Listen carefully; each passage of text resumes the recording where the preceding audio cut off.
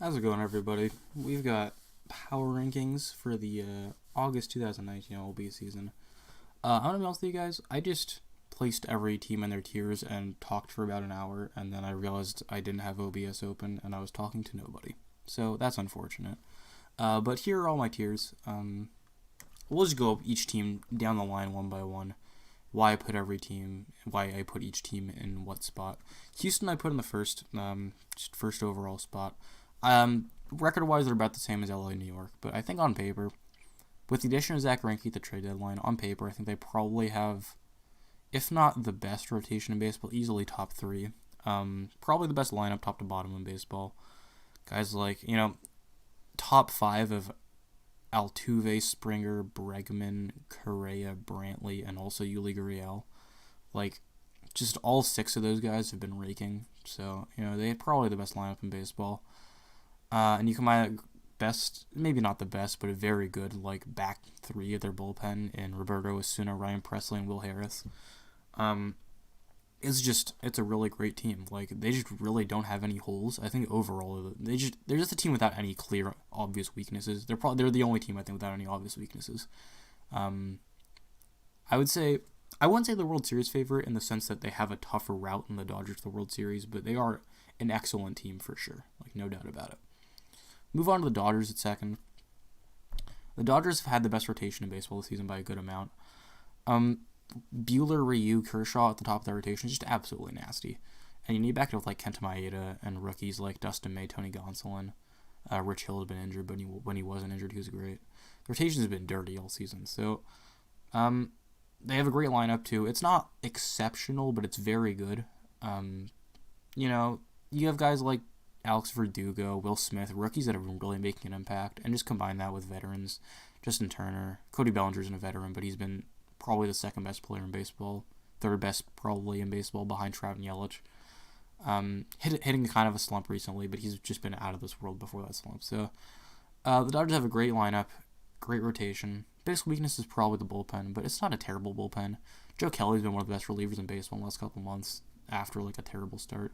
Pedro Baez has been solid on that setup role. Kenley Jansen, kind of shaky recently, but he's about an average closer. Every closer in the league almost has been having difficulties recently. So the Dodgers, I would say a little bit worse on paper than the Astros, but still an excellent team. Still easily the favorite in the National League. Dodgers are very good. All right, the Yankees also an S tier. Right now they have a 10-game lead in their division. They're almost definitely not losing that lead in the East, but they have the big question mark of that rotation, and it's not a terrible rotation, right? Tanaka, Paxton, established arms, not quite aces, but they're very good starting pitchers, and the addition of Luis Severino, who will hopefully be coming back from injury soon. It's really not a bad rotation, but when you stack it up to the Astros and Dodgers, it's not a good rotation either, and the Indians and Rays for that matter too. It's definitely worse than those teams. But what they lack in starting pitching, they make up for in relief pitching. They have one of the best, deepest bullpens in baseball, 5 guys that could be closing on most teams, and then a great lineup. And, it's pretty remarkable what the Yankees have been doing. They have one of the best offenses in baseball, despite, Giancarlo Stanton being injured most of the season, Aaron Judge being injured for a good amount of the season, Didi Gregorius getting injured for the first, couple months of the season. Key pieces of that lineup that have not been in the lineup, but they get filled in by guys like Mike Tauchman, DJ LeMahieu, Gio Urshela, guys that you really wouldn't think would be having a great season, but they are. And they've been really solid. One of the best offenses in baseball. Is probably only going to get better once guys come back from injury. So that really propels them to the S tier. But I think they're probably a couple of the Dodgers and Astros. We move on to A tier, and we'll talk about the Indians and Twins, in tandem kind of, because they're in similar situations. The Twins currently half a game behind the Indians for first place in the Central. The Twins are a really great offensive team. They have just top to bottom they hit, A guy like Byron Buxton, who's an above-average hitter, who also plays excellent defense and steals a bunch of bases, is hitting in the 9-hole for them. They have top to bottom they hit. Even their catchers like Mitch Garver's hitting well. But the starting pitching staff has kind of been cobbled together. Guys like Jake Odorizzi, Martin Perez, not like arms that you really want pitching, like Michael Pineda, not like arms you really want pitching in the playoffs behind like an ace and Jose Barrios. So they don't have a great rotation, kind of similar to the Yankees. Not a great rotation, pretty middling bullpen, I think. They picked up some pieces at the deadline, Sam Dyson, Sergio Romo, to kind of bolster that bullpen at the deadline. Kind of a similar position to the Yankees where they have this booming offense, but they don't exactly have the rotation to back it up. And then you kind of counteract that with the Indians for the opposite, right? Like, they have that great rotation. Shane Bieber and Mike Clevenger at the top, and, Carlos Carrasco and Corey Kluber are injured, but other guys are stepping up to fill in, and they've had a very good rotation despite the injuries to their key pieces. And then they have not a great offense, right? Like, Jose Ramirez is disappointed. He's been very good in the last month or so, but overall he's not been great. And they had to trade for pieces like Yasiel Puig and Framil Reyes at the deadline to really bolster that offense because it was super disappointing for the season. So, I think those trades have really helped them out in the long run going into the playoffs. Since that was like the big hole on the team was the outfield offense. So, now when you have a lineup of, Francisco Lindor's been excellent, Carlos Santana's having a great season, and a rookie like Oscar Mercado is kind of breaking out, Jake Bauers is fine, Jose Ramirez is kind of picking it back up, and then you have like the additions of Puig and Reyes. It's not a bad offense by any means, but up to this point in the season it has not been a great offense. But then you also have probably the best bullpen in baseball to this point in the season. Probably not on paper, but to this point in the season, they've been excellent. Brad Hand is an ace lockdown closer. And they have pieces like Nick Goody and like Adam Simber who have been excellent too. So, excellent pitching, not great offense. Pair that with the Twins, excellent offense. Pretty solid pitching, but not like anything special. It'll be an interesting race in the Central. I give the slight edge to the Indians, since I think pitching beats offense for the most part in the regular season at least. But, yeah. Two very intriguing teams that'll both make the playoffs. Yeah. Move on to Atlanta at 6th. Atlanta just has, almost similar to the Twins and Yankees, great offense. But problems in that rotation, right? Like, they signed Dallas Keuchel not the deadline. They signed Dallas Keuchel the 1-year free agent contract. And outside of, like, Mike Soroka, they just haven't had that really great lockdown guy. Mike Soroka's been great. But, like, Max Fried has been solid. Mike Fultonevich has not been good. Julio Teheran's been solid. But it's just a bunch of guys that, again, you're not super confident giving the ball to in the playoffs. The rotation is definitely the biggest question mark on that team. I mean, actually, it might not even be the biggest question mark because they have a big question mark in the bullpen, too, with who's going to close for them. They traded for Shane Green and Mark Melancon at the deadline. Two good pickups. But they just haven't been good since, coming to Atlanta. And, with the incumbent closer Luke Jackson also kind of faltering. It's a tough situation where the Rays bullpen certainly isn't bad. When you compare them to every bullpen in baseball, like almost every bullpen has been pretty disappointing this season. But it's a tough situation with the pitching in Atlanta, but they'll probably win the NL East pretty comfortably. They have a 6-game lead right now. So the Braves, great offense. Acuna, he's a stud. Freddie Freeman, he's just super consistent. And like Josh Donaldson's been good. Ozzie Albies has been good. Kind of role player guys like Dansby Swanson have been solid too. Yohan Camargo. It's a good offense top to bottom. But the pitching just kind of leaves a lot to be desired, so it kind of leaves them out of like the upper echelon of teams, I would say. Then you follow up the Braves with Tampa Bay at the 7th spot. Tampa Bay has a great top end of the rotation with Charlie Morton and Blake Snell. Pretty solid bullpen too. Not a whole lot of like household name guys, but you have like Jose Alvarado, Colin Pache, Diego Castillo. Pretty solid pieces that are like kind of yet to reach their potential. And then a lineup full of like not great teams. Not great players, but pretty solid. Like Tommy Pham. You got Tommy Pham. See, the fact I can't even name them offhand shows like that. First of all, I'm not a good baseball fan, but also like they're not like household name guys. Tommy Pham, Brandon Lau has been good. Austin Meadows has been good. They traded for Jesus Aguilar, kind of like a buy low deal, and he's been solid. Just a group of guys that really get the job done. Like they're not superstars, but they get the job done. They traded for Eric Sogard at the deadline too. Great pickup. He's been really good since getting traded, and he was solid in Toronto. He's been good since getting traded. Just a team of guys that they're not stars, but they get the job done, and that's really respectable. So I like the Rays a lot. They're not in contention for the division by any means, but they're a good team.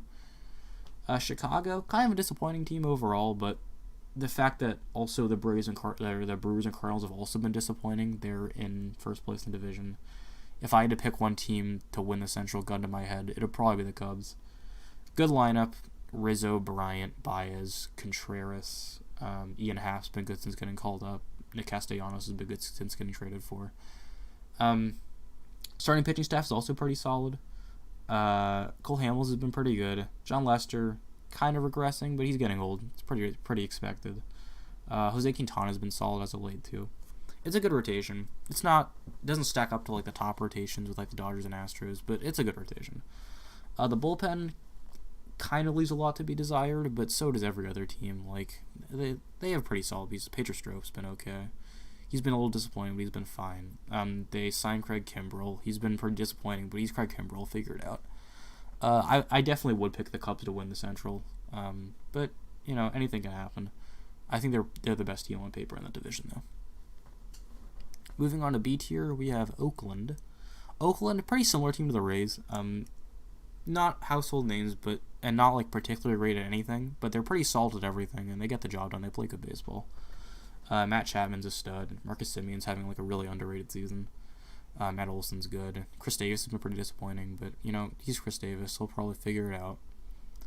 And the pitching staff, their best pitcher Frankie Montas got busted for PEDs, so he's suspended for the rest of the season. But you've had guys like Mike Fiers and Chris Bassett step up in his spot, and they're getting the job done. It's just not household names, but they get the job done. They traded for Tanner Roark at the deadline. Another like pretty mid rotation solid arm. And Liam Hendricks has been like maybe the best reliever in baseball this season. So it's a good team. They don't do anything particularly well, but it's a good team overall. Right behind them we have Washington, and I'll talk about the Mets also.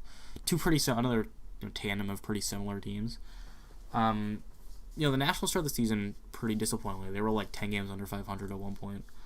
But, they had that solid win streak they went on, and they're, right now they're in possession of the first wildcard spot. It's a great top of the rotation. Scherzer, Strasburg, Corbin, probably the best top three in baseball on paper. But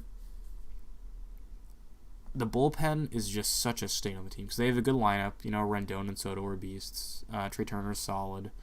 Adam Eaton's solid. It's a solid lineup. But it's so hard when they have like probably the worst bullpen in baseball, I want to say. Maybe better than like the Orioles or the Tigers or something. But like among contending teams, they easily have the worst bullpen in baseball. And, they made deals at the deadline. They traded for, like, Hunter Strickland and Rowanus Elias. But they didn't get, like, the one guy that they could go to other than Sean Doolittle to, like, really lock things down. Even Sean Doolittle's been faltering lately. So, the big weakness of the Nationals is easily that bullpen.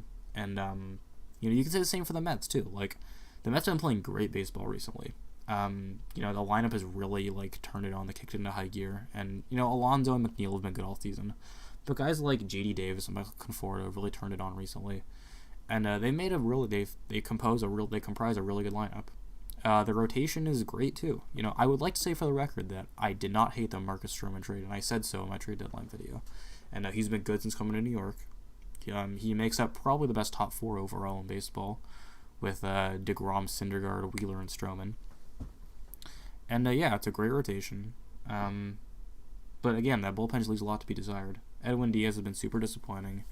Yuri's Familia has been super disappointing. And the only bright spot really has been Seth Lugo, who's been totally locked down since the deadline.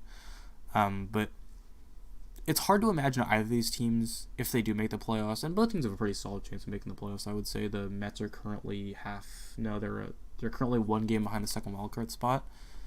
I definitely can see both these teams making the playoffs, but with just the dumpster fire bullpens almost, it's hard to see them going far in the playoffs. But again, the playoffs are a total crapshoot, so what do I know? In the same vein of the playoffs being a total crapshoot, we have the Cardinals, who just a team that have been disappointing overall. Like, the lineup's been super disappointing. Matt Carpenter has not been great. Paul Goldschmidt hasn't been great. Marcell Ozuna has been pretty middling. A lineup that people thought would be a lot better than it currently is just has not been that good. Their starting pitching's really they were not good to start the season, but they picked it up recently. Jack Flaherty's really picked it up. Miles Mikolas has been solid. Dakota Hudson's been solid. and a pretty solid bullpen to go with it. So they have solid. People thought it would be a great lineup, middling pitching staff, but it's really been really good pitching staff and below average lineup. But like you gotta factor in the Cardinals voodoo magic factor, right? Like they could just come out of nowhere and, Windows wants to restart for an update another time, please. The Cardinals could really just pull it out of their asses and go on a playoff run, because the playoffs overall really are a crapshoot. So you never know. The Cardinals currently have the second wildcard spot. I think on paper they're a little worse than the Mets and the Nats, but it could go either way for sure. They're definitely in the hunt for that playoff spot. So I like the Cardinals a good amount.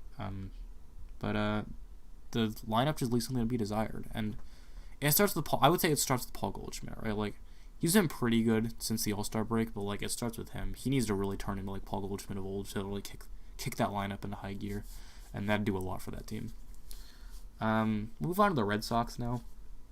Just another disappointing team. There's a lot of these disappointing teams.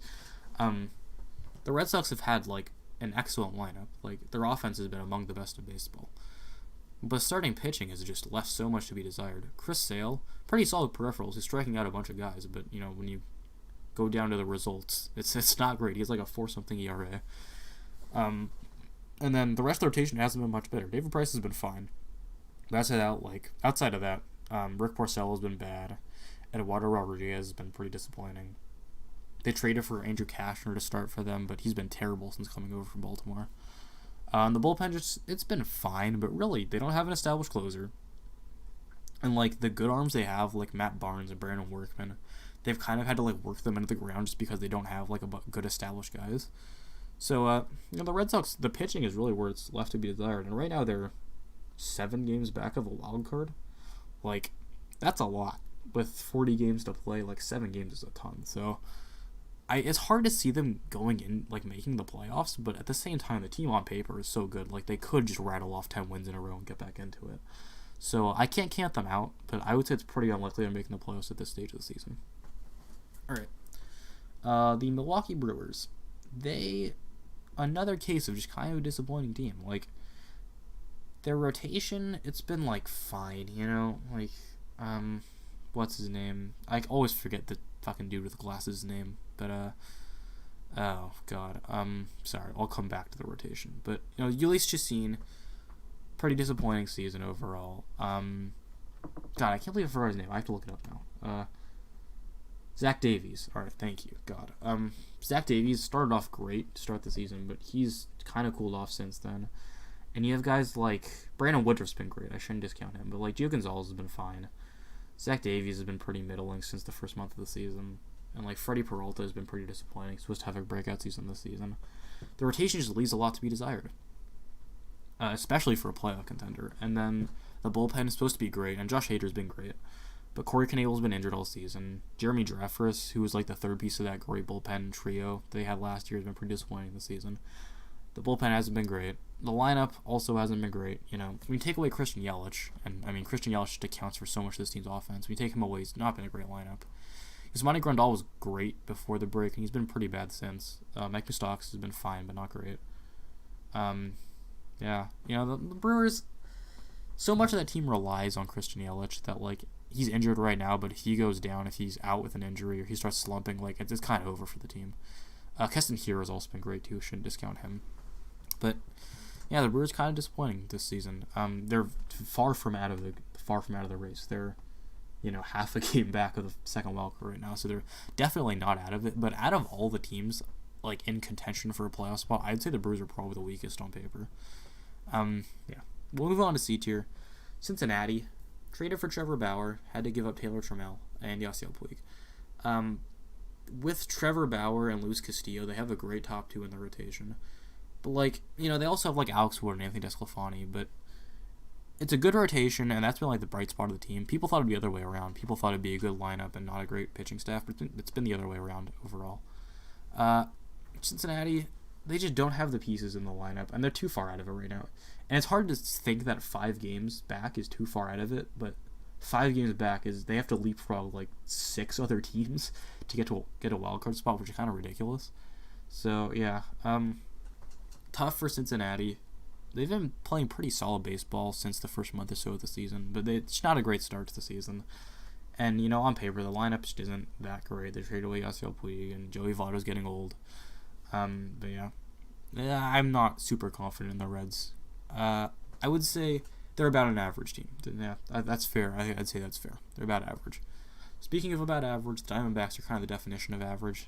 They're just average at everything. I think they realized that and decided that being just average at everything is not a good recipe for success in the long term. So they traded Zach Greinke away.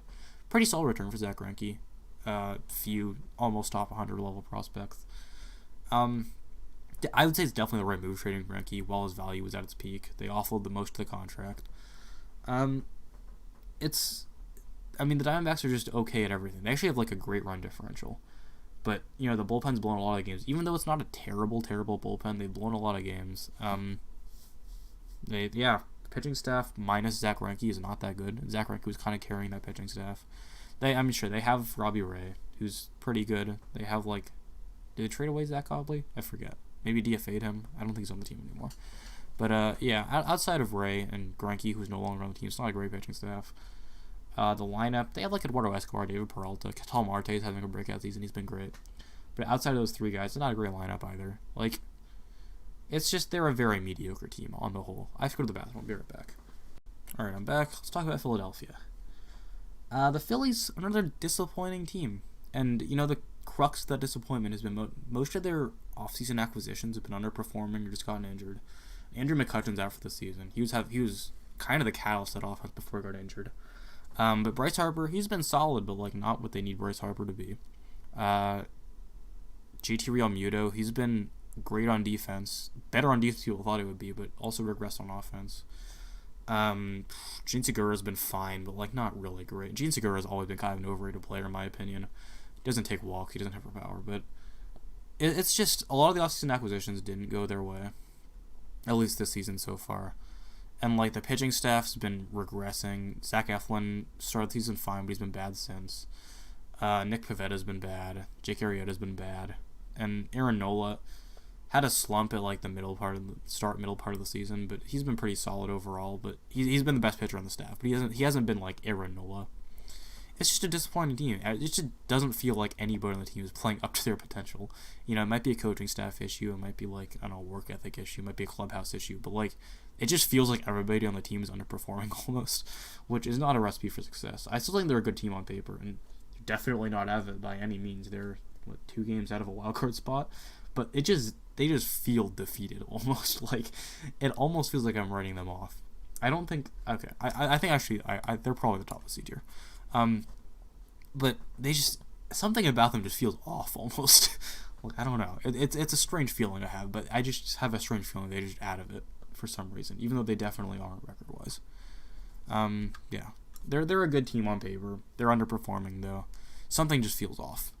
So I'll put them in C tier. I don't think they're making the playoffs. It's kind of more of a hunch than anything else. I'll move on to the Angels. And, it's so hard to win 90 regular season games to make the playoffs when you don't have a single established starting pitcher on your roster.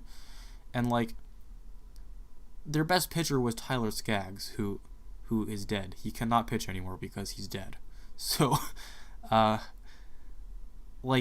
he was their best pitcher. Andrew Heaney was also pretty solid. He's been injured for most of the season. And the other guys that were supposed to round out that pitching staff, Trevor Cahill and Matt Harvey, have just not on the team anymore. They were just not able to cut it in Major League Baseball.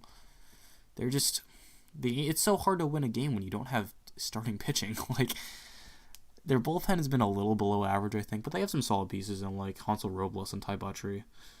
And the lineup is good. It's a good lineup. When you have Mike Trout, it's hard to not have a good lineup overall. But, Mike Trout's obviously Mike Trout. And they also have Shohei Ohtani, Justin Upton, David Fletcher. It's a pretty solid lineup overall. But when you don't have starting pitching, you can't win games. So the Angels, they're pretty much out of it, I would say. Actually, record-wise, they're 10 games back of a wild card. They're definitely out of it. But, I don't know. It's just, you need to have pitching. I feel bad for Mike Trout more than anything. Move on to Texas. Texas is a case of a team. They had a wild card as late as the start of July, I think. But they always just felt like a team that was overperforming. And they were overperforming. They had veterans like Logan Forsythe and Hunter Pence that really were better than they should have been. And starting pitching staff with like Mike Minor and Lance Lynn, who've been great, and they actually haven't really regressed. They've been great all season. But outside of those two, they haven't had a great pitching staff. And the bullpen's been like pretty middling, nothing special. They didn't really have any super appealing arms. Like Jose Leclerc, who's great last season, just hasn't been that good this season. They trade away like Chris Martin, who's having a good season at the deadline. It's just a pretty middling team that started off really hot, and they've cooled off since then. This is probably about their true talent level is around or a little below 500. They feel like a very C tier team. They're just pretty mediocre, not great at anything. Also not great at anything the San Diego Padres. The Padres' best years are definitely ahead of them still. Fernando Tatis is insane. He's having an excellent rookie season. But outside of Tatis, they don't really have any super exciting pieces that are ready right now. Like Luis Arias is exciting, but he seems like at least a year away. Manny Machado has been fine, but kind of disappointing overall. Hunter Renfroe has been pretty solid, but still maybe a year away from being like a complete player. The pitching staff pretty similar. Chris Pack started the season off really well, but he's been cooled off a little since then. His best year is probably still ahead of him.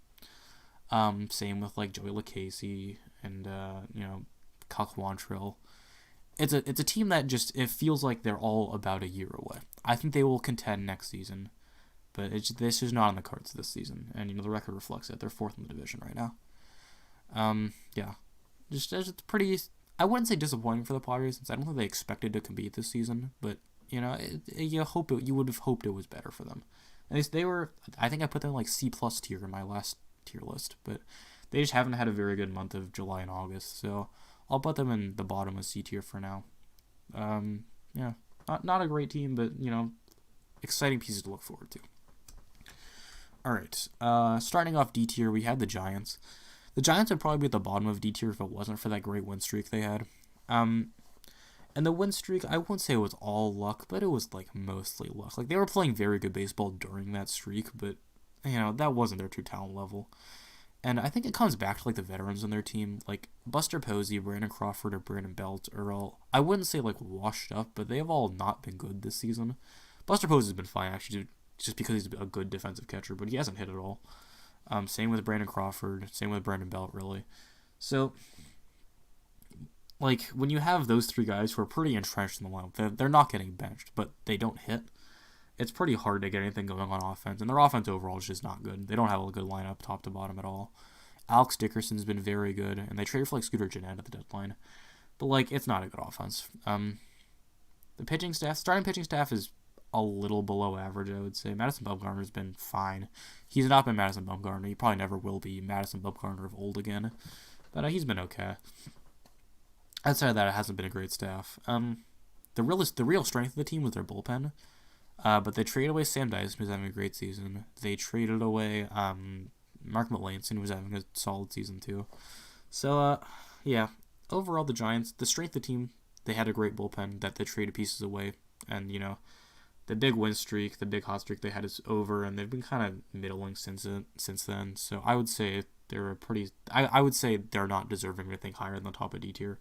Because they're not a good team. They don't do anything well other than having a good bullpen, but they don't anymore because they traded a bunch of pieces away. So, move on to Colorado. Colorado, another very disappointing season for them. They were great last season. They won 90 games. They tied for the lead in the division at the end of the season. Lost the one-game playoff, but then beat the Cubs in the wild card game, got to the actual playoffs. It was a very good season. It was a step forward. People thought this would be like the season. It just hasn't worked out. Like, a lot of pieces, like Nolan Arenado was great, and then he's been in like a slump since the All-Star break. Trevor Story's been pretty solid, but nothing insane. Daniel Murphy, who they traded for, hasn't been great. David Dahl's been I think injured as of late, but he had a great start to the season, hasn't been great since. Just a lot of pieces that should have cooled off at the wrong time. It seems like they've slumped as a team. They started off the season 2-13 or something, and then went on a pretty solid run of a month or two. They've been pretty bad since. It seems like they're slumping and playing well, getting hot as a team. The pitching staff, it's very hard to pitch in Coors Field, obviously. But Germán Marquez has been good, but outside of that, they just have not had a good starting pitching staff. John Gray's been fine too, I think, but outside of that, Kyle Freeland, huge regression. He's not been good at all. There's closer Wade Davis has not been good. It's obviously hard to pitch in Coors Field, and they just are not doing it. Overall, the Rockies, disappointing team, disappointing season. They don't do anything particularly well. So, yeah, D tier, I think. The Chicago White Sox, another D tier team. Another team whose future is definitely ahead of them. Guys like Yoel Moncada. Yoel Moncada's been great this season, but he still hasn't hit his potential, I don't think. Eloy Jimenez, still not at his potential at all. And then in the rotation, guys like Ronaldo Lopez, Carlos Rodon, and like Lucas Giolito's been great, but outside of that, like not a great rotation. Below average lineup.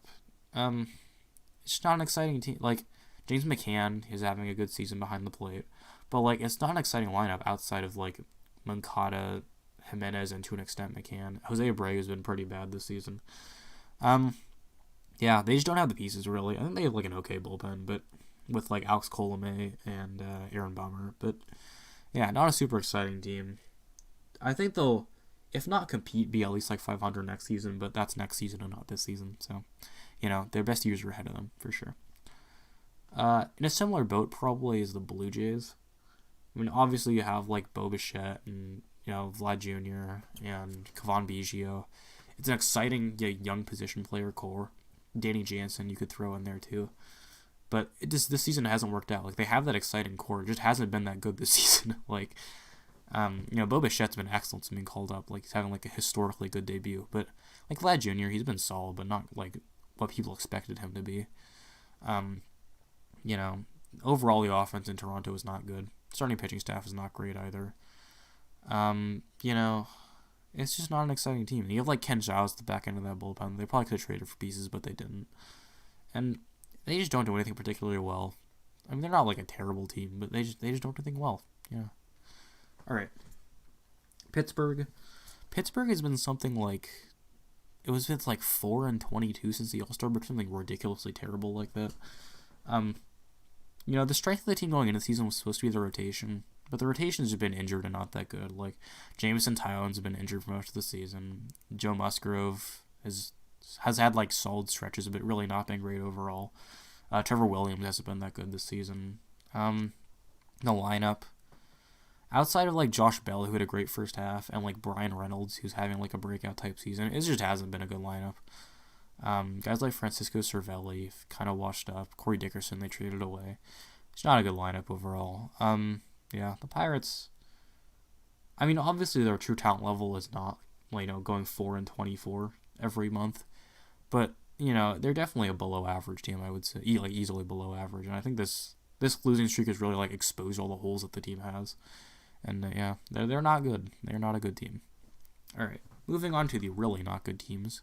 We'll start with Miami.